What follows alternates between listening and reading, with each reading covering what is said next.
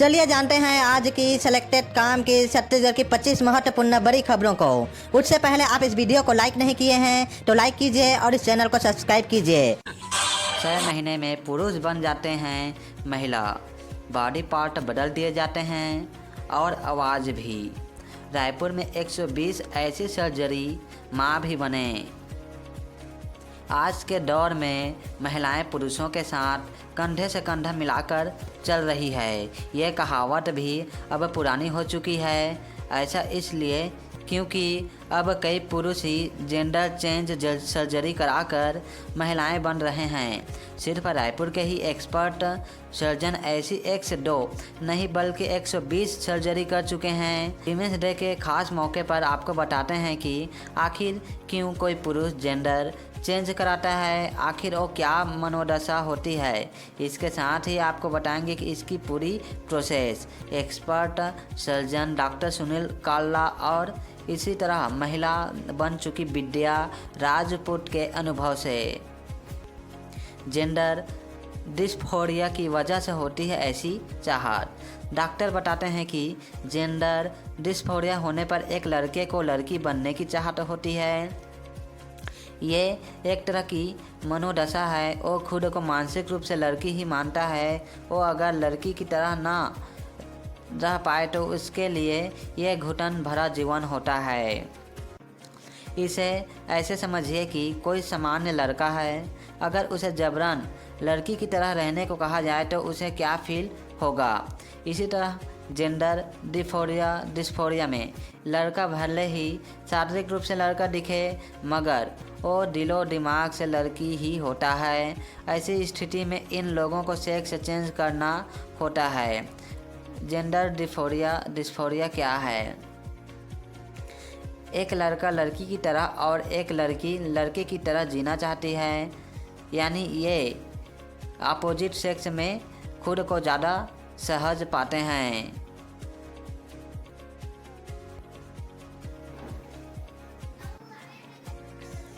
कई पुरुषों में बचपन से ही महिलाओं जैसी और कई महिलाओं में पुरुषों जैसी आदतें होती हैं।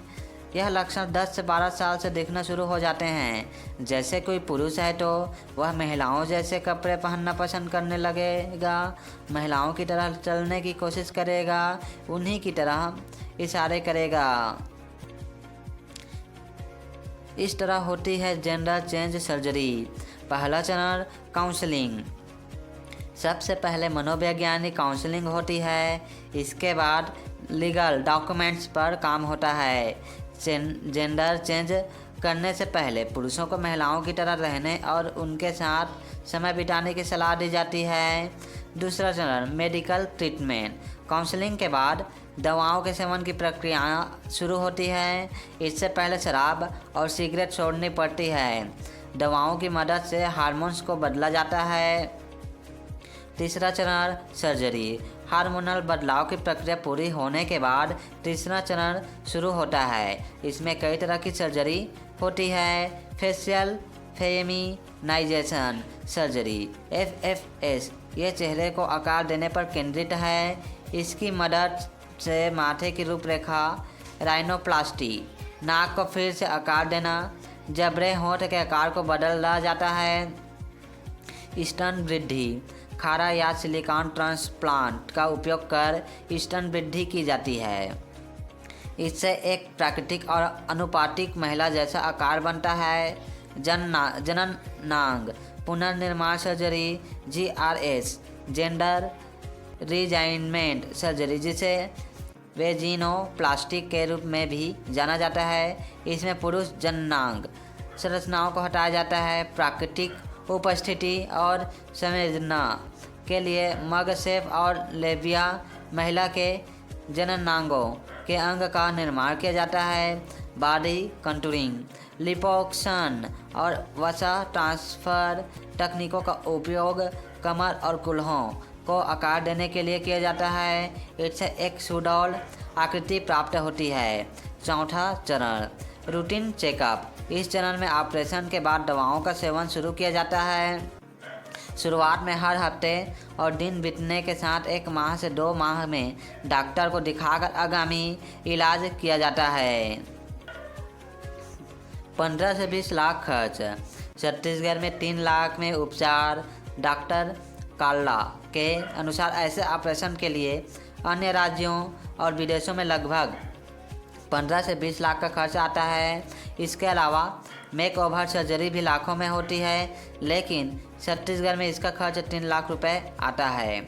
इसमें केवल दवाओं का शुल्क है। कम खर्च की वजह से बिहार, कलकत्ता, उड़ीसा, दिल्ली, मुंबई और दुबई से भी पेशेंट उनके पास आ रहे हैं। महिला बन जाने के बाद ऐसे लोग माँ भी बन सकते हैं, बल्कि कुछ भी बने भी हैं। सेरोगेसी की पद्धति से बच्चे का जन्म होता है। इसमें दूसरी महिला के गर्भ में बच्चे का विकास होता है, फिर वो बच्चा सेरोगेसी करवाने वाले कपल को दे दिया जाता है। सुनील काल्ला, कॉस्मेटिक या प्लास्टिक सर्जन। रायपुर से ऐसा ही एक केस, अब वह ब्यूटी सैलून की संचालिका। रायपुर की रानी बदला हुआ नाम। वो जन्म से महिला नहीं थी, लेकिन उसे अपने महिला होने पर गर्व है। रानी रायपुर की रहने वाली है। वह थोड़ी बड़ी हुई तो उसे पता चल गया था कि वो ट्रांसजेंडर है। उसने अपने परिवार के सदस्यों को समझाने की कोशिश की, लेकिन वे नहीं माने। रानी जब बालिग हुई तो डॉक्टरों के साथ काउंसलिंग की और सर्जरी कराई। रानी अब शहर के नामी ब्यूटी सैलून की संचालिका है। उसने कई ट्रांसजेंडर्स को अपने पास काम पर रखा है और खुद के साथ उनको भी नई ज़िंदगी जीने का मौका दिया है। हाल ही में रानी और उसके पार्टनर को सेरोगेसी से बच्चा भी हुआ है। सर्जरी कराने वालों का बढ़ रहा सोशल एडॉप्शन। सेक्स चेंज करवाने या सर्जरी कराने वालों को पहले लोग हीन भावना से देखते हैं, लेकिन आधुनिकता के साथ इसका सोशल एडॉप्शन हो रहा है। छत्तीसगढ़ में अब सरकारी विभागों में नौकरी भी दी जा रही है। यह एडॉप्शन की दिशा में एक बड़ा कदम है। औरत बनने वालों की क्या मनोदशा होती है। सर्जरी के बाद अब पूरी तरह से महिला बन चुकी विद्या अपने अनुभवों के बारे में बताती है। उन्होंने उस मेंटल स्ट्रेस और शारीरिक दिक्कतों के बारे में बात की जिसमें एक शख्स खुद को महिला की तरह साइंटिफिकली ट्रांसफ़र कर लेता है। हाथ, पैर, चेहरा औरतों की तरह होने लगते हैं। विद्या राजपूत ने बताया कि सर्जरी से पहले करीब 1 साल पहले काउंसलिंग होती है। एक्सपर्ट्स ये समझते हैं कि हमारा शरीर किस जेंडर के लिए है। Counselling world professional association for transgender health WPATH की गाइडलाइंस के मुताबिक की जाती है। इसमें आगे का जीवन, आय के साधन, परिवार की स्थिति वगैरह सब कुछ समझा जाता है। इसके बाद शुरू होता है हार्मोन्स लेने का प्रोसेस। इसमें शरीर फीमेल हार्मोन से हाथ पैर गोल होने लगते हैं। फेस महिलाओं की तरह होता है। आवाज़ बदलने लगती है। औरतों की तरह शरीर बदलने लगता है। हेयर ग्रोथ कम हो जाती है। लेज़र गर्म तवे की तरह चेहरे पर लगाया जाता है, जो गाल पर लगाकर जड़ों तक जाता है। 1 से 1.5 साल कराया जाता है। बाल आने बंद हो जाते हैं। इसके बाद बॉडी पार्ट्स की सर्जरी होती है। सर्जरी पेनफुल होती है।